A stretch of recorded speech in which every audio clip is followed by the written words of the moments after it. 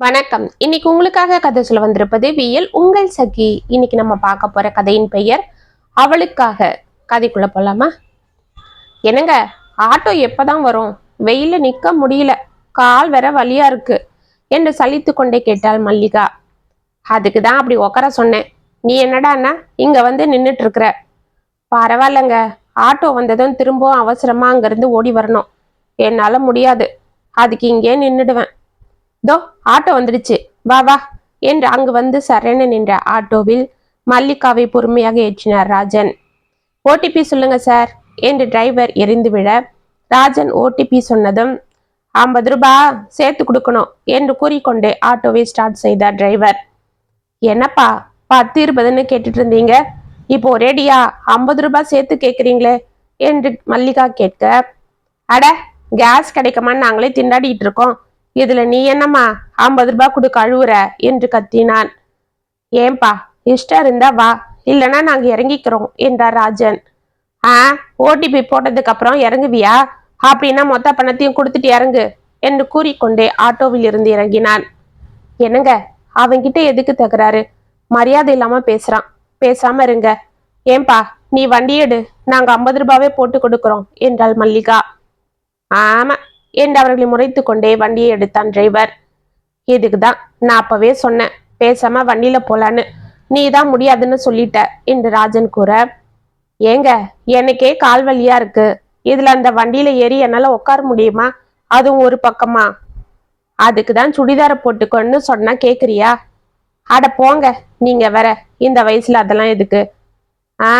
நீ ஒண்ணு, அங்க பாரு, வயசானவங்கெல்லாம் சுடிதார் போட்டுக்கிட்டு எப்படி ஜம்முன்னு வண்டியில போறாங்கன்னு. மல்லிகா எட்டி பார்த்தாள். அங்கே அவள் வயதுடைய ஒரு பெண் சுடிதாரை போட்டுக்கொண்டு தனது கணவருடன் 2 பக்கமும் காலை போட்டுக்கொண்டு அவரிடம் ஏதோ பேசிக்கொண்டு சென்று கொண்டிருக்க, அதை பார்த்து மல்லிகாவிற்கு சிரிப்பு வந்தது.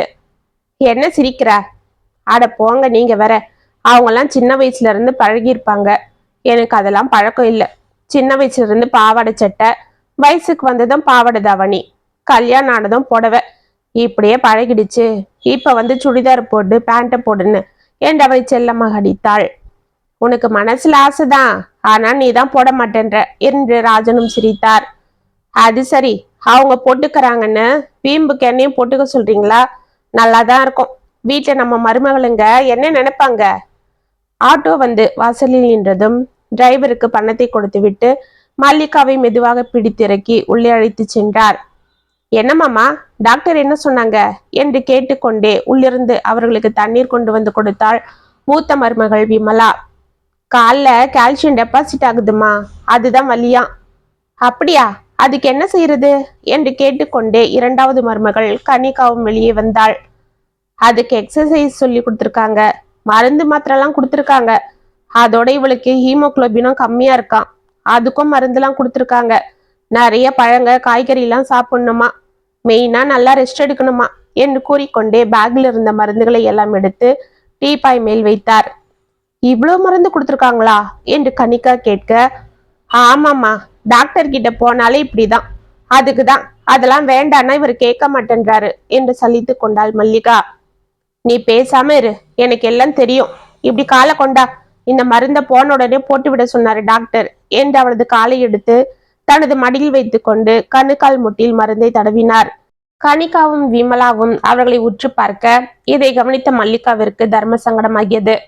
என்னங்க, நான் அப்புறமா மருந்து போட்டுக்கிறேன், விடுங்க என்று காலை அவர் மடியிலிருந்து பட்டனை எடுத்துக்கொண்டாள். ஏய் பேசாம இரு, இந்த மருந்த உடனே போடணும், இப்பவே நேரம் ஆயிடுச்சு என்ற ராஜன் வலுக்கட்டாயமாக அவள் கால்களை எடுத்து மடியில் வைத்துக் கொண்டு மீண்டும் தடவினார். சோ, இவர் வேற சொன்னா புரிஞ்சுக்க மாட்டாரு என்று மனதிற்குள் கடிந்து கொண்டாள் மல்லிகா. பரவாயில்ல அத்தை, அதுதான் மாமா சொல்றாரு இல்ல, மருந்த போட்டுக்கோங்க, நாங்க போய் சாப்பாடு எடுத்து வைக்கிறோம் என்று இருவரும் கேலியாக சிரித்தபடி உள்ளே சென்றனர். அவர்கள் சென்றதும், என்னங்க என்ன இது, இப்பவே மருந்து போட்டு விடணுமா? மருமக பொண்ணுங்க நின்றுட்டு இருக்காங்க, நீங்க பாட்டுக்கு என் காலை தூக்கி மடியில வச்சுக்கிட்டு என்று கோபித்து கொண்டாள். ஏய், நீ என் பொண்டாட்டி, உன் காலை தூக்கி என் மேல வச்சுக்கிட்டா என்ன தப்பு? அதுவும் இல்லாம இப்ப நீ நோயாளி, நான் உனக்கு மருந்து போட்டே ஆகணும். நாளைக்கு உனக்கு எதனான்னா யார் அவதிப்பட போறது? நான் தானே. அவங்களுக்கு என்ன? அப்ப கூட கொடுங்க மாமா, நாங்க போட்டு விடுறேன்னு சொல்றாங்களா? பேசாம நின்று வேடிக்கை தான் பார்த்துட்டு இருந்தாங்க. அவங்களுக்காக நீ என்னவோ கொண்டா கால என்று கூறிக்கொண்டே மருந்தை தடவினார். அக்கா, என்னக்கா, வர வர மாமா ரொம்ப தான் அத்தை கூட ரொமான்ஸ் பண்ண ஆரம்பிச்சிட்டாரு. நாம நின்றுட்டு இருக்கோன்னு கூட இல்லாம அத்தை கால் எடுத்து மடியில வச்சுக்கிட்டாரு பாரேன் என்றாள் கனிகா. அவர் ரிட்டையர்ட் ஆனதுல இருந்து ஒரு மார்க்கமா தாண்டி சுத்திட்டு இருக்காரு. அத்தையா ஒதுக்கி போனாலும் அவங்கள தனியா கடைக்கு கூட்டிட்டு போறது, மாடியில உட்கார வச்சு பேசுறது, ராத்திரியில ஹால்ல உட்காந்து லொட லொடன்னு பேசிட்டே இருக்கிறது, பா தாங்க முடியல. அதுக்கு முன்னாடி ஆபீஸுக்கு ஓடிடுவாரு. இப்ப வீட்டுல இருக்காரு இல்ல, ஐயாக்கு பொண்டாட்டி மேல ஆசை வந்துடுச்சு. அதுதான் ஒன்னும் முடியல என்று சிரித்தாள் விமலா. ஆமா, இப்பவே இப்படி இருக்காங்கன்னா சின்ன வயசுல என்னெல்லாம் செஞ்சிருப்பாங்க என்று கனிகா கூற, விமலா அவள் காதில் ஏதோ கூறிவிட்டு கலகலவென்று சிரித்தாள். கனிகாவும் விழுந்து விழுந்து சிரிக்க, அந்த சிரிப்பொலி வெளியே ஹாலில் அமர்ந்திருந்த மல்லிகாவின் காதில் விழுந்து அவள் முகம் மாறியது. ஒரு வாரம் சென்றது. அன்று காலை கனிகாவும் விமலாவும் அவரவர்கள் கணவர்களுக்கு டிஃபன் பரிமாறி கொண்டிருக்க, மல்லிகா உள்ளே சமைத்து கொண்டிருந்தாள். அப்பொழுது ராஜன் யாருடனோ வெளியே பேசி கொண்டிருக்க, என்ன விமலா, யாரு வந்திருக்காங்க? அப்பா யார் கூட பேசிட்டு இருக்காரு என்று கேட்டான் கேசவன். தெரியலீங்க, காலையிலேயே மாமாவை தேடிக்கிட்டு வந்தாரு. யாரோ இன்ஜினியரா என்றாள் விமலா. ஆமண்ணா, அப்பாவும் அந்த முன்னாடி இருக்கிற இடத்த காமிச்சு அவர்கிட்ட ஏதோ சொல்லிட்டு இருக்காரு. நான் கூட உனக்கு விஷயம் தெரியும்னு தான் நினைச்சிட்டு இருந்தேன் என்றான் ஆதவ். அப்படியா? எனக்கு ஒன்னும் தெரியாதேடா என்று எழுந்து சென்று வாசல் நின்று பார்த்தான் கேசவன். அவனுடன் ஆதவும் செல்ல, கனிகாவும் விமலாவும் கூட அவர்கள் பின்னால் சென்று பார்த்தனர். அவர்கள் வீட்டு காம்பவுண்டில் முன்பக்கம் கால் இடம் இருந்தது. அதில் ஒரு ரூம் போடும் அளவிற்கு இடம் இருக்க, அதில் பூச்செடிகளும் காய்கறி செடிகளும் போட்டு பராமரித்து கொண்டிருந்தாள் மல்லிகா. இப்பொழுது அந்த இடத்தில் நின்று கொண்டு அதை காண்பித்து வந்திருந்த இன்ஜினியரிடம் ராஜன் ஏதோ கூறிக்கொண்டிருக்க, அந்த மனிதரும் ஜோராக தலையாட்டி கொண்டிருப்பதை நால்வரும் பார்த்து கொண்டிருந்தனர். சற்று நேரத்தில் அந்த மனிதர் சென்றதும் ராஜன் மெதுவாக உள்ளே வர, அப்பா, என்னப்பா, யார் அவரு? அவர்கிட்ட ஏன் நம்ம இடத்த காமிச்சு ஏதோ சொல்லிட்டு இருக்கீங்க என்று கேட்டான் கேசவன். ஓ, அதுவாப்பா, அது ஒண்ணும் இல்ல. அந்த இடம் ரொம்ப நாளா காலியா தானே இருக்கு. அந்த இடத்துல ஒரு ரூம் போடலான்னு இருக்கேன் என்று கூறிக்கொண்டே உள்ளே சென்றார் ராஜன். அப்படியா? ஏன்பா இப்ப என்ன அவசரம்? அதுதான் எங்க 2 பேருக்கும் 2 ரூம் இருக்கு. பூஜை ரூம், ஹாலு, கிச்சன்னு. இப்பவே நமக்கு இவ்வளவு பெரிய வீடு இருக்கும் போது எதுக்குப்பா இப்ப எக்ஸ்ட்ராவா ஒரு ரூமு? அனாவசியமா செலவு என்று கூறிக்கொண்டே அவர் பின்னால் வந்தான் ஆதவ். அதுதானே, இப்ப எதுக்கு மாமா இன்னொரு ரூமு? எதுக்கு போடுறீங்க என்று கேட்டாள் விமலா. எங்களுக்காக தாம்மா என்று கூறிக்கொண்டே சோஃபாவில் அமர்ந்தார் ராஜன். என்னது, உங்களுக்காகவா என்று நால்வரும் ஒரு சேர கேட்க, ஆமா, என்னை பதுக்கு, நான் ஒன்னும் உங்க பணத்தை கேட்கலையேப்பா, என்னோட ரிட்டைர்மெண்ட் பணத்துல தானே போட்டுக்கிறேன் என்று நிதானமாக கேட்டார் ராஜன். கேசவனும் ஆதவும் ஒருவரை ஒருவர் பார்த்து கொண்டு அமைதியாக உள்ளே சென்று ஆபீஸிற்கு கிளம்பினர். விமலாவும் கனிகாவும் கூட கண்ணாலேயே பேசிக்கொண்டு அமைதியாக உள்ளே சென்றனர். கிச்சனில் இருந்து அனைத்தையும் கேட்டுக்கொண்டே மௌனமாக சமைத்து கொண்டிருந்தாள் மல்லிகா. பாத்தியாடி, இத்தனை நாள் தனியா ஊரை சுத்துறதும் அங்க இங்கன்னு உக்காந்து பேசி சின்ன பசங்க போல அரட்டை அடிக்கிறதுன்னு இருந்தாங்க மாமாவும் அத்தையும். இப்ப மாமா தனியாவே ரூம் வேற போட போறாராம் என்று கேலியாக சிரித்தாள் விமலா. ஆமாக்கா, நாம கூட இப்படி எல்லாம் யோசிப்போமான்னு தெரியல. ஆனா மாமா ரொம்ப தான் அட்வான்ஸா இருக்காரு என்று சிரித்து கொண்டே வெளியே சென்றாள் கனிகா. இதை கேட்டு மல்லிகாவிற்கு மனதில் வேதனையானது. அவள் அமைதியாக வெளியே சென்று சோஃபாவில் பேப்பரை படித்துக் கொண்டிருந்த ராஜன் அருகில் சென்று அமர்ந்தாள். பேப்பரில் இருந்து தலையெடுத்து அவளை பார்த்த ராஜன், என்னம்மா, டிஃபன் சாப்பிட்டியா, மாத்திரை போட்டுக்கிட்டியா என்று கேட்டார். ஆ, சாப்பிட்டங்க. ஆமா, இந்த இன்ஜினியரை இப்ப எதுக்கு அவசரமா வர சொன்னீங்க என்று நிதானமாக கேட்டாள். என்ன மல்லிகா, நான் தான் அப்பவே சொன்னனே, முன்னாடி இருக்கிற அந்த இடத்துல ரூம போட போறேன்னு. அப்புறம் என்ன, அதுக்கு தான் வர சொன்னேன். நாளைக்கே வேலையை ஆரம்பிச்சலான்னு சொல்லிட்டாரு. நான் போய் பேங்க்ல பணத்தை எடுத்துட்டு வந்துடுறேன், நீ இரு என்று எழுந்து கொண்டார். என்னங்க, கொஞ்சம் நில்லுங்க என்று மெதுவாக எழுந்து அவர் அருகில் சென்றாள். என்னம்மா, என்ன வேணும்? வரும்போது எதனா வாங்கிட்டு வரணுமா? இல்லைங்க, இப்ப அங்க நமக்காக ரூம் தனியா தேவையா சொல்லுங்க. ஓ, அதுவா என்று ராஜன் கூறுவதற்குள் கனிகாவும் விமலாவும் ஓரமாக வந்து நின்று கொண்டு அவரை உற்று பார்த்தனர். அவர்களை நிமிர்ந்து பார்த்த ராஜன், ஆமா மல்லிகா, இப்ப நமக்கு அந்த ரூம் அவசியம் தேவைதான். அதெல்லாம் நான் பாத்துக்கிறேன். நீ எதையும் போட்டு குழப்பிக்காம ரெஸ்ட் எடு. நான் வந்துடுறேன் என்று வெளியே சென்றார். அக்கா, மாமா தன்னோட முடிவுல ரொம்ப ஸ்ட்ராங்கா தான் இருக்காரு என்று சிரித்தாள் கனிகா. விமலாவும் சிரிக்க இருவரும் உள்ளே சென்றதும் மல்லிகா அமைதியாக சோஃபாவில் அமர்ந்தாள். மறுநாளே ரூம் போடுவதற்கான சாமான்கள் எல்லாம் வந்திறங்க கடகடவென பணி ஆரம்பித்து ஜோராக நடந்து கொண்டிருந்தது. ராஜன் அதை எப்படியெல்லாம் கட்ட வேண்டும், என்னென்ன வசதிகள் வேண்டும் என்று கூறிக்கொண்டு அருகிலேயே இருந்து அவர்களை வேலை வாங்க கேசவனுக்கும் ஆதவுக்கும் இது இப்பொழுது தேவையில்லாத வீண் செலவு என்று மனதிற்குள் எரிச்சல் குமுறியது. விமலாவும் கனிகாவும் அவ்வப்போது மல்லிகாவின் எதிரிலேயே ஜாடை மாடையாக ராஜனை பற்றி கேலியாக பேசி சிரித்து கொண்டிருக்க மல்லிகாவிற்கு இதனால் எல்லாம் வேதனையாக இருந்தது. சில நாட்களிலேயே அங்கே அழகான அறை கட்டி முடிக்க அதில் புது கட்டில், ஃப்ரிட்ஜ், ஏசி என அனைத்தும் வாங்கி வந்து போட்டு அந்த அறையை நல்ல வசதிகளுடன் தயார் செய்தார் ராஜன். உள்ளே மல்லிகாவிற்கு பிடித்த சாமி படங்கள், வீட்டின் உள்ளே வைக்கும் செடிகள் என வாங்கி வைத்தார். ஒரு ஓரமாக மல்லிகா நடைபயிற்சி செய்ய ட்ரெட்மில்லும் வாங்கி வைத்தார். இதையெல்லாம் பார்த்த நால்வரும் தங்களுக்குள் கோபத்தோடு பேசிக்கொள்ள ராஜன் அதை ஒன்றும் பொருட்படுத்தவில்லை. அன்று மாலை செடிகளுக்கு தண்ணீர் ஊற்றி கொண்டிருந்த மல்லிகாவின் அருகே வந்த ராஜன் அவள் கைகளை பிடித்து உள்ளே அழைத்து சென்று கட்டிலில் அமர வைத்து தானும் அருகே அமர்ந்து கொண்டார். என்னங்க, என்ன இது? வெளியில இருக்கும்போது கையை பிடிச்சு கூட்டிட்டு வரீங்க, யாராவது பார்த்தா தப்பா எடுத்துக்க மாட்டாங்க என்று சிரித்தாள் மல்லிகா. என்னம்மா, நீ எதுக்கு எடுத்தாலும் யாராவது தப்பா எடுத்துப்பாங்கன்னு சொல்லிட்டே இருக்கிற. இப்ப என்ன, நான் உன்னை கையா தானே பிடிச்சு கூட்டிட்டு வந்தேன். சரி சரி, என்ன விஷயம் சொல்லுங்க, எனக்குள்ள வேலை இருக்கு. அதெல்லாம் மருமகளுங்க பார்த்துப்பாங்க. நீ இப்ப இந்த ட்ரெஸ்ஸை போட்டுக்கிட்டு கிளம்பு என்று கையில் இருந்த ஒரு துணிப்பையை அவளிடம் கொடுத்தார். என்னங்க இது என்று ஆவலாக அதை வாங்கி பிரித்து பார்த்தாள். உள்ளே ஒரு அழகிய சுடிதார் இருந்தது. என்னங்க இது, யாருக்கு? எனக்கு தான் என்று சிரித்தார். விளையாடாதீங்க, யாருக்கு வாங்கி வந்தீங்க? ஏய், இப்பதானே சொன்னேன், உனக்காக தான் வாங்கி வந்திருக்கேன், போட்டுட்டு கிளம்பு. என்னங்க இது, நான் போய் இப்ப சுடிதார் போட்டுக்கிறதா? அதெல்லாம் வேண்டாம் என்று அதை கட்டிலில் வைத்து விட்டு எழுந்து கொண்டாள். அவள் கைகளை பிடித்து கொண்ட ராஜன், ஏன் இப்ப நீ சுடிதார் போட்டா என்ன என்று கேட்டார். என்னங்க, போதுங்க, ஏற்கனவே நீங்க இப்படி நமக்காக ரூம் போட்டு இதுல இவ்வளவு சாமான வாங்கி வந்து போட்டதுக்கே பசங்க கருவுறாங்க. நம்ம மருமகளுங்க அத்தை இப்பெல்லாம் நீங்க அந்த ரூமை விட்டே வெளியே வர்றதில்லைன்னு ஜாடமடியா கிண்டல் பண்றாங்க. நீங்க என்னடானா அதெல்லாம் புரிஞ்சுக்காம என்னை அங்க போக விடாம எப்ப பாரு இங்கேயே உட்கார வச்சு பேச்சு கொடுக்கறதும் என்னை எக்ஸசைஸ் செய்ய சொல்றதுன்னு செய்யறீங்க. இந்த அழகுல இந்த சுடிதாரை வேற இப்ப நான் போட்டுக்கிட்டா அப்புறம் எல்லாரும் என் முகத்துல காரி துப்புவாங்க. இந்த பாரு, நான் என்னோட பணத்துல என் பொண்டாட்டிக்கு வாங்கி வந்து கொடுக்கறேன். இதுல யார் என்ன கேள்வி கேட்கறது?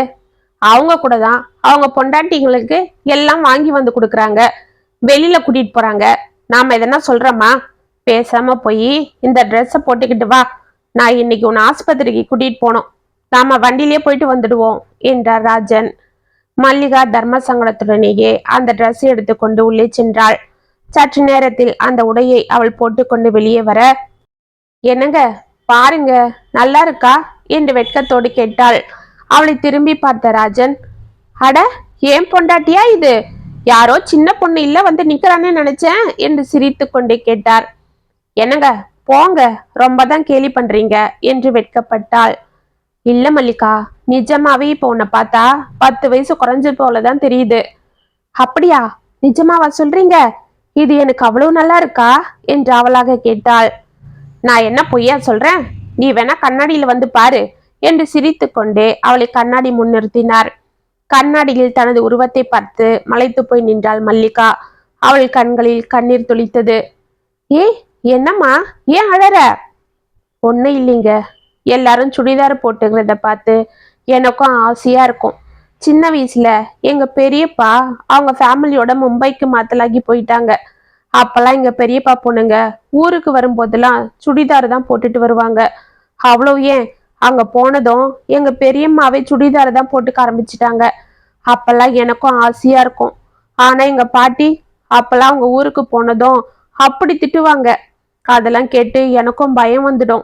எங்க பெரியப்பா எனக்காக வாங்கி வந்த சுடிதார் கூட நான் பயந்துகிட்டு போட மாட்டேன். பிடிக்குதோ இல்லையோ, அந்த பாவாடை தாவணி தான் கட்டிக்கணும். அது கூட எங்க அப்பா வாங்கி வர்றத. இப்படியே இளமையெல்லாம் ஏக்கமாவே போயிடுச்சு. அப்புறம் கல்யாணம் ஆனதும் அத்தை மாமாக்கு பயந்து நான் சுடிதார் போட்டுக்கல. அதுவும் இல்லாம நாம கூட்டு குடும்பத்துல இருந்ததால என்னால அதெல்லாம் போட்டுக்கவும் கூச்சமா இருந்தது. நீங்களும் அப்பெல்லாம் எதையும் கண்டுக்காம வேலைக்கு போயிடுவீங்க. உங்ககிட்ட என் ஆசைய சொல்லவும் நேரம் இருக்காது. இப்ப கூட நம்ம மருமகங்க விதவிதமா சுடிதார போட்டுக்கும் போது ஆசையா இருக்கும்.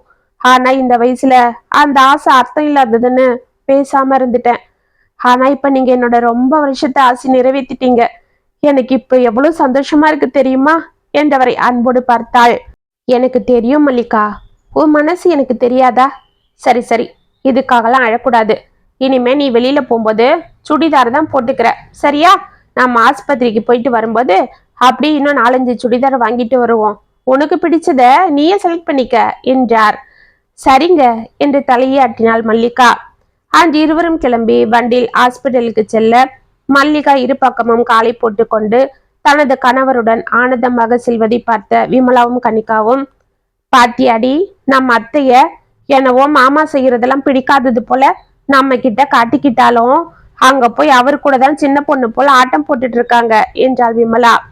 ஆமாக்கா என்று கூறிவிட்டு, என்னங்க பாத்தீங்களா உங்க அம்மாவையும் அப்பாவையும் என்று மாடியில் இருந்து இறங்கி கொண்டிருந்த ஆதவிடமும் கேசவனிடமும் கேட்டாள் கனிகா. பாத்துக்கிட்டு தான் இருக்கோம் எல்லாத்தையும் என்று முகத்தில் எரிச்சல் குமர கூறிக்கொண்டே கீழே வந்தனர் இருவரும். அன்று மாலை வரை வீட்டிற்கு வராமல் வெளியே சுற்றி கொண்டிருந்த தனது மாமனார் மாமியாரை பற்றி ஒன்றிற்கிரண்டாக தனது கணவர்களிடம் விமலாவும் கனிகாவும் கூறிக்கொண்டிருக்க கேசவனுக்கும் ஆதவிற்கும் மனதிற்குள் தனது தாய் தந்தையின் மீது ஆத்திரம் பொத்து கொண்டு வந்தது. அன்றிரவு வீட்டிற்கு வந்த ராஜனும் மல்லிகாவும் வீட்டிற்குள் வராமல் வண்டியை நிறுத்திவிட்டு சிரித்து கொண்டே தங்களது அறைக்கு சென்று கதவை சாத்தி கொண்டனர். இதையெல்லாம் பார்த்து கொண்டிருந்த நால்வரும் மனதிற்குள் கருவி கொண்டிருந்தனர். மறுநாள் காலை வெகு நேரம் ஆகியும் மல்லிகா கட்டிலை விட்டு எழுந்து கொள்ளாமல் முனறி கொண்டே படுத்திருக்க வாக்கிங் சென்று விட்டு உள்ளே வந்த ராஜன் அவளை பார்த்து பதறி போனார். என்னம்மா இவ்வளவு நேரம் ஆகுது, இன்னும் எந்திரிக்காம படுத்துட்டு இருக்கிற? உடம்புக்கு என்ன பண்ணுது என்று அவள் அருகில் வந்து அவள் நெற்றியை தொட்டு பார்த்தார். உடல் நெருப்பாக கொதிக்க, என்ன மல்லிகா இப்படி கொதிக்குது? ஜுரம் அடிக்குதா? என்கிட்ட ஒரு வார்த்தை கூட சொல்லாம கம்முன்னு படுத்துட்டு இருக்கிற என்று பதறிக்கொண்டு அவள் அருகில் அமர்ந்தார். ஒன்னும் இல்லைங்க, சாதாரண ஃபீவர் தான், பயப்படாதீங்க. நீங்க இப்படி அமக்கலம் பண்ணுவீங்கன்னு தான் நானும் சொல்லாம இருந்தேன். சமாளிச்சுக்கிட்டு எழுந்து போய் வேலையை பார்க்கலான்னு பார்த்தா முடியல, அதுதான் என்று பெருமூச்சு விட்டு கொண்டே எழுந்து அமர்ந்தாள். ஆமா, அலறாங்க, அதுக்காக இப்படி சொல்லாம இருப்பியா? சரி சரி வா, ஆஸ்பத்திரிக்கு போலாம். ஆமா, ஏன் திடீர்னு இப்படி ஃபீவர் வந்திருக்கு? நேத்து அந்த ஐஸ்கிரீம் சாப்பிட்டேன் இல்ல, அதுதான். நான் தான் அப்பவே வேண்டான்னு சொன்னேன், கேட்டீங்களா? நல்லா இருக்கும், உனக்கு பிடிக்குதுன்னு சாப்பிடுன்னு சொல்லி வாங்கி கொடுத்தீங்க, அதுதான் என்று சினுங்கினாள். சரி, நீ ஆசைப்படுவியன்னு தான் வாங்கி கொடுத்தேன், எனக்கு என்ன தெரியும் உனக்கு இப்படி ஆகும்னு. சரிம்மா, நீ அப்படியே படுத்துக்க, நான் போய் பசங்களை கூப்பிட்டு கார் எடுக்க சொல்றேன். நம்ம கார்லயே ஆஸ்பத்திரிக்கு போலாம். உன்னால இப்ப வண்டியில உட்கார முடியாது என்று வெளியே சென்றார். தனது தந்தை பதட்டத்தோடு வருவதை பார்த்து கொண்டே அவரை கண்டு கொள்ளாமல் ஆபீஸிற்கு கிளம்பி கொண்டிருந்தான் ஆதவன். அப்பா ஆதவ், கொஞ்சம் கார் எடுத்துட்டு வாப்பா, உங்க அம்மாக்கு ஒரே காய்ச்சலா இருக்கு, அவளை ஆஸ்பத்திரிக்கு கூட்டிட்டு போனோம் என்றார் பதட்டமாக. ஏன்பா, அவங்கள நீங்க வண்டியில தானே கூட்டிட்டு ஊரை சுத்துறீங்க, இப்போ வண்டிலேயே கூட்டிட்டு போலாமே என்று சாதாரணமாக கூறிக்கொண்டே டையை கட்டி கொண்டிருந்தான். ராஜனுக்கு கோபம் வந்தது. ஆனாலும் அதை காட்டிக்கொள்ளாமல் ஷூவை போட்டு கொண்டிருந்த கேசவனிடம் சென்று, கேசவா, நீயாவது வாப்பா, எனக்கு கார் ஓட்ட தெரியாது, அதுக்காக தான் உங்களை கேட்கிறேன் என்றார். ஆமாங்க, அவருக்கு கார் ஓட்ட தெரியாது, இல்லனா அவரே இந்நேரம் கார் எடுத்துக்கிட்டு அவங்க பொண்டாட்டியை கூட்டிட்டு இன்னைக்கும் ஊரை சுத்த கிளம்பிட்டு இருப்பாரு என்று கிண்டலாக கூறிக்கொண்டே கேசவனுக்கு லஞ்ச் பேக்கை கொண்டு வந்து கொடுத்தாள் விமலா. ஏமா இப்படி எல்லாம் பேசுறீங்க? உங்க அத்தைக்காரிக்கு உடம்பு நெருப்பா கொதிக்குது, அவளால எந்திரிக்க கூட முடியாம படுத்திருக்கா, இப்ப போய் இப்படி பண்றீங்களே, அப்படி என்னமா நாங்க உங்களுக்கு பண்ணிட்டோம் என்று ஆவேசமாக கேட்டார் ராஜன். என்ன பண்ணலன்னு கேளுங்கப்பா என்றான் கேசவன் கோபமாக. அதுதானே நாங்களும் தான் பார்த்துட்டு இருக்கோம், என்னவோ இப்பதான் சின்ன பசங்க போல நீங்க பண்ற அட்டகாசம் எங்களால தாங்க முடியல என்று கூறிக்கொண்டே அங்கே வந்தாள் கனிகா. என்னம்மா சொல்ற என்று அவளை முறைத்து பார்த்தார் ராஜன். ஆமாப்பா, அவ சொல்றதுல என்ன தப்பு இருக்கு? நாங்களும் பாத்துக்கிட்டு தான் இருக்கோம். இப்ப அவ்வளவு ரூபாய் செலவு பண்ணி உங்களுக்கு தனி ரூம் போடணுமா? அதுல தனியா ஃப்ரிட்ஜ், ஏசி, கட்டில்னு வாங்கணுமா? அந்த காசுலாம் இருந்தா என்று கேசவன் முடிப்பதற்குள், இருந்தா அதையும் உங்களுக்கே கொடுத்துட்டு நாங்க உங்ககிட்ட கடைசி காலத்துல கையேந்திக்கிட்டு நிக்கணும்னு சொல்ல வரியாப்பா என்றார் நிதானமாக. அப்பா, அப்படி யார சொன்னது? இங்க நாங்க உங்களுக்கு என்ன குறை வச்சோம்? இங்க உங்க இஷ்டம் போலதானே இருக்கீங்க என்று கத்தினான் கேசவன். ஆ, அது எப்படிங்க? அவங்களுக்கு போதும்.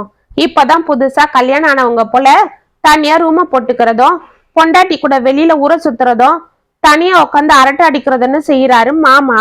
உங்க அம்மாவோ வெக்கமே இல்லாம இப்படி பேரன் பேத்தி எடுத்த வயசுல சுடிதார போட்டுக்கிட்டு அவர் கூட வண்டியில உட்காந்து ஊற சுத்துறாங்க என்றாள் கனிகா. போதும், வாயை முடுங்க. இதுக்கும் மேலைய மல்லிகாவை பத்தி எதனா பேசுனீங்க, உங்களுக்கு மரியாதை இருக்காது. ஆமா, நான் தனியா ரூம் போட்டேன்னு சொல்றீங்களே, இதுல நீங்க எதனா எங்களுக்கு செலவு பண்ணீங்களா? சொல்லுங்க. இல்ல, ஏன்பா இப்ப தனி ரூம்? இங்க உங்களுக்கு எதனா வசதி இல்லையா? என்ன எதுன்னு என்கிட்ட வந்து கேட்டீங்களா? இந்த வீடு கூட நீங்க கட்டினது இல்ல, நானும் என் பொண்டாட்டியும் பாடுபட்டு கட்டினது. ஆனா இதுல எங்களுக்குன்னு தனியா ஒரு ரூம் இல்ல. அவளுக்கு கால்வலி வந்து அவதிப்பட்டு இருக்கிறா. அவளுக்கு கால்ல மருந்து போடணும். இந்த ஹால்ல உட்காந்து நான் போட முடியுதா? அப்படி போட்டா அதை பார்த்து உங்க பொண்டாட்டிங்க கிண்டல் பண்றாங்க. அதை பார்த்து அவ மருந்தே வேண்டான்னு சொல்லிடுறா. ஏமா மருமகளே, உங்க அத்தை சின்ன பொண்ணு போல இப்பதான் சுடிதார போட்டுக்கிட்டு என் கூட சுத்துறான்னு சொன்னியே. நாங்க எங்கம்மா சுத்துறோம்? பார்க் பீச்சுன்னா சந்தோஷமா சுத்துறோம். ஹாஸ்பிட்டலா வேதனையோட சுத்துறோமா? சின்ன வயசுல உங்க அத்தைக்காரி கல்யாணம் ஆகி இங்க வரும்போது எங்க குடும்பம் ஒரு கூட்டு குடும்பம். நான் தான் வீட்டுக்கு மூத்த பையன். எனக்கு கீழே 2 தம்பிங்க, தங்க, அம்மா, அப்பான்னு அவங்கள பாத்துக்கவே அவளுக்கு நேரம் சரியா இருக்கும். வீட்டுக்கு சம்பாதிச்சு போடவே எனக்கும் சரியா இருக்கும். நாங்க அக்காடான்னு தனியா உட்காந்து பேச கூட எங்களுக்கு நேரம் கிடைக்கல. அப்படி ஒரு எண்ணமும் தோணல. அதுக்கான வசதியும் இல்ல. இருக்கிற 2 ரூம்லயே இத்தனை டிக்கெட்டுங்க ஒட்டிக்கிட்டு கிடந்தோம். ஒரு வழியா என் தம்பி தங்கச்சிங்களை கரை சேர்த்து அனுப்புறதுக்குள்ள கால்வாசி இல்லாம போயிடுச்சு. அதுக்கப்புறம் எங்க அப்பா அம்மாவை பார்த்துக்கிட்டு அவ தண்ணியால அவதிப்பட்டா. அதுல இருந்து விடுதலை அடையிற நேரம் குழந்தைங்க வளர ஆரம்பிச்சிட்டாங்க. இப்படியே எங்க இளமையெல்லாம் கடமைன்னு ஓடிட்டு இருந்துட்டோம். அவளோட ஆசை என்ன, என்னோட தேவை என்னன்னே தெரியாம நாங்க ஓடிக்கிட்டே இருந்ததுல காலம் எப்படி ஓடி போச்சுன்னே எங்களுக்கு தெரியல. ஒரு நாள் நான் ஓஞ்சி திரும்பி பார்க்கும்போது எங்களுக்கு வயசாகிடுச்சு. அப்பாடா, இப்பயாவது நிம்மதியா நாங்க ஒருத்தருக்கு ஒருத்தர் மனசு விட்டு பேசிக்கலான்னு பார்த்தா இதுக்குள்ள 1008 வியாதி வந்தாச்சு. பாவம், உங்க அத்தைக்கு நான் அந்த சுடிதாரை வாங்கி வந்து கொடுத்தப்ப அவ கண்ணுல இருந்த நீண்ட நாள் ஏக்கத்தை அப்பதான் நான் பார்த்தேன். அது நிறைவேறின சந்தோஷத்துல அந்த ஒரு நாள் அவ குழந்தையா மாறி போனதை பார்த்து நான் பூரிச்சு போனேன். இதுல எங்க இருந்தம்மா காமம் இருக்கு? ஒரு குழந்தையோட ஆசையை தீக்கிற தகப்பனோட பாசம் தானேமா இருக்கு. என் பொண்டாட்டி இத்தனை வருஷம் எனக்காக எல்லாம் பண்ணா, ஒரு தாய் போல. ஆனா இப்ப என் கண்ணுக்கு அவ ஒரு குழந்தையா தெரியறா. இதெல்லாம் கொஞ்ச நாள் வரைக்கும் கூட எனக்கும் தோணல. ஆனா என்னோட ஃப்ரெண்டு சிதம்பரத்தோட மனைவி போன மாசம் காலமாயிட்டாங்க. அதுக்கப்புறம் அவன் ஒரு நடைப்பிணமா மாறிட்டான். அவங்க இருந்த வரைக்கும் அவனுக்கு அவங்க அருமை தெரியல. வேலை வேலை, சம்பாத்தியம், பிள்ளைங்க படிப்பு, கல்யாணம், பேரன் பேத்திங்களுக்கு சேர்த்து வைக்கணும்னு ஓடிக்கிட்டே இருந்தான். ஆனா இப்ப 2 பசங்க இருந்தோம் தான் அனாதையாகிட்டோன்னு வருத்தப்படுறான். எந்த பிள்ளைங்களுக்கும் பேரன் பேத்திங்களுக்கும் சம்பாதிக்க உடனானோ இப்ப அவங்களே அவனை கண்டுக்கிறது இல்ல. இப்ப தனக்காக வாழ்ந்த அந்த ஜீவனை நினைச்சு கதறான். என்னோட தேவைகளை தாயை போல பார்த்து பார்த்து நிறைவேற்றினவளை ஒரு நாள் கூட உட்கார வச்சு உனக்கு என்ன பிடிக்கணும்னு ஒரு வார்த்தை கூட கேட்காம விட்டுட்டேனேன்னு புழுவா துடிக்கிறான். கடைசி வரை அவங்க மனசுல என்ன இருக்குன்னே தெரிஞ்சுக்காம அவங்கள தவற விட்டுட்டு இப்ப துடிக்கிறான். ஆனா என்ன பிரயோஜனம்? இதெல்லாம் பார்த்துதான் நான் மனசுல ஒரு முடிவு எடுத்துட்டேன். இத்தனை வருஷமா நான் தான் உலகன்னு வாழ்ந்துட்டு என் அம்மா அப்பா தங்கச்சிகளை அவ சொந்தமா ஏத்துக்கிட்டு எனக்காக பாடுபட்டவளை, என் பிள்ளைகளுக்காக வாழ்நாள் பூரா தான் விருப்பத்தை ஒதுக்கி வச்சவளை இனிமே நான் தான் பாத்துக்கணும். அவளுக்காக தான் இனி ஒவ்வொரு நிமிஷமும் செலவு பண்ணணும்னு முடிவு பண்ணிட்டேன். அதுக்குதான் இதெல்லாம் பண்ணேன். ஆனாலும் அந்த அப்பாவி இப்போ உங்களை பார்த்து பயப்படுறா. நீங்க எதனா நினைச்சுப்பீங்கன்னு சங்கடப்படுறா. இதுதான் ஒரு பொம்பளையோட வாழ்க்கை. சின்ன வயசுல தன்னோட பெத்தவங்களுக்கு கட்டுப்பட்டு வாழறது, கல்யாணம் ஆனதும் புருஷன் புகுந்த வீட்டாளுங்களுக்காக வாழறது, வயசானதும் பிள்ளைங்களுக்காக வாழறது, இப்படியே தன்னோட வாழ்க்கைய முடிச்சுக்கிறாங்க. ஆனா நாம அவங்களுக்காக எதுவும் செய்யறது இல்ல. அப்படி செய்யும் போது காலம் அவங்கள நம்ம கிட்ட விடுறது இல்ல என்று கண்கள் கலங்கினார். அப்பா, எங்களை மன்னிச்சிடுங்கப்பா. நீங்க திடீர்னு இப்படி நடந்துக்கவே நாங்க தப்பா நினைச்சிட்டோம். வயசான காலத்துல இவங்களுக்கு எதுக்கு தனிமன்னு முட்டாள்தனமா நினைச்சிட்டோம். ஆனா இப்பதான் உங்களுக்கு தனிமை தேவைப்படுது. அம்மாவுக்கும் உங்க அன்பு, பாசம், அரவணைப்பு தேவைப்படுது. இது நாங்க புரிஞ்சுக்கலப்பா என்று கதறினான் கேசவன். ஆமாப்பா, அதனாலதான் நாங்க ஆளுக்கு ஒரு ரூம் எடுத்துக்கிட்டோமே தவிர உங்களுக்குன்னு ஒரு ரூம் வேணும்னு நாங்க யோசிக்கவே இல்லை என்றான் ஆதவ். ஆமாம் அம்மா, நீங்க ஹால்ல உட்காந்து அத்தைக்கு காலில் மருந்து போட்டு விடும்போது நாங்க அதை பார்த்து கிண்டல் தான் பண்ணோம். கொடுங்க, நாங்க போட்டு விடுறோம்னு வாங்கி போடல. அப்பெல்லாம் அத்தைக்கு எவ்வளவு சங்கடமா இருந்திருக்கும். அதுக்காகத்தான் நீங்களும் இந்த பிரச்சனை வரக்கூடாதுன்னு தனியா ஒரு ரூமை போட்டு அங்க அத்தைக்கு ரெஸ்ட் கொடுக்க எல்லாம் செஞ்சீங்க. ஆனா அதையும் நாங்க குறைதான் சொல்லிட்டு இருந்தோம் என்று அழுதாள் விமலா. சரி மாமா, போனதெல்லாம் போகட்டும். இனிமே நாங்களே உங்களை பத்திரமா பாத்துக்கிறோம். என்னங்க, வாங்க, அத்தைய முதல்ல ஆஸ்பத்திரிக்கு கூட்டிட்டு போலாம் என்றாள் கனிகா. அதெல்லாம் ஒண்ணும் வேண்டாம், எனக்கு இப்ப பரவாயில்ல என்று கூறிக்கொண்டே உள்ளே வந்தாள் மல்லிகா. அவளை பார்த்து அனைவரும் ஆச்சரியப்பட, அம்மா, எங்களை மன்னிச்சிடுங்கம்மா என்று கதறிக்கொண்டே ஓடி சென்று தனது தாயை கட்டி கொண்டனர். கேசவனும் மாதவும் விமலாவும் கனிகாவும் கூட ஓடி சென்று அவளிடம் மன்னிப்பு கேட்க, என்னப்பா இது, நீங்க என் குழந்தைங்க, நீங்க தப்பா பேசுறதால நான் உங்களை கோச்சி பண்ணா அதெல்லாம் ஒண்ணு இல்லை என்று அவர்களை அணைத்து கொண்டாள் மல்லிகா. இதுதான் தாய் மனசா என்று அவர்களை பார்த்து புரிந்து கொண்டிருந்தார் ராஜன். இத்துடன் அவளுக்காக கதை முற்றும். உங்களுக்காக எழுதின இந்த கதை உங்களுக்கு பிடிச்சிருந்தா கமெண்ட்ஸ்ல சொல்லுங்க, லைக் பண்ணுங்க, ஷேர் பண்ணுங்க, மறக்காம சப்ஸ்கிரைப் பண்ணிக்கோங்க. மீண்டும் நாளைக்கு வேற ஒரு சுவாரஸ்யமான கதையோட உங்களை சந்திக்கிறேன். அது வரைக்கும் என்னை பிள்ளையருங்க. இப்படிக்கு வியல் உங்கள் சகி.